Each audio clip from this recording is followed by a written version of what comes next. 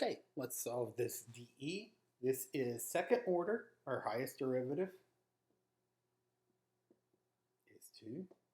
It's linear because there are no nonlinear functions of y.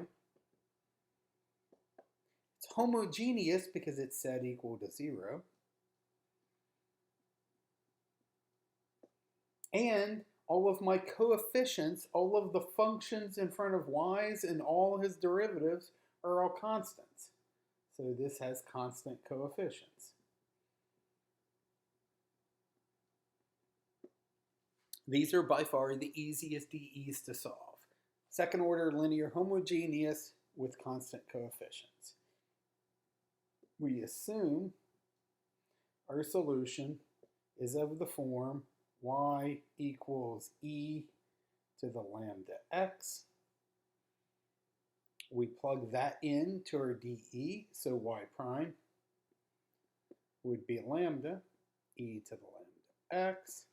Y double prime would be lambda squared e to the lambda x. Plug those three into this dE to get lambda squared e to the lambda x minus 8 lambda e to the lambda x plus 15 times the original e to the lambda x, and that's supposed to equal 0 for all values of x. The only way this can equal 0 for all values of x, or another way to think of it, is we could divide through by this common factor. That never equals 0, so I can get rid of it. So I'm solving this characteristic polynomial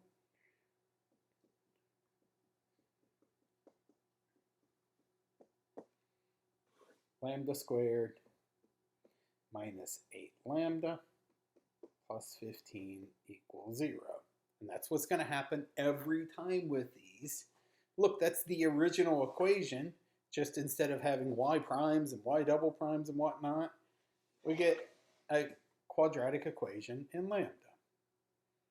Every single time, that's what we're going to get for these second orders. So now we just got to solve that.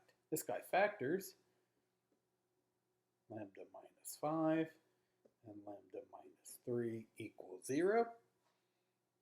So each one of those gives me a solution here.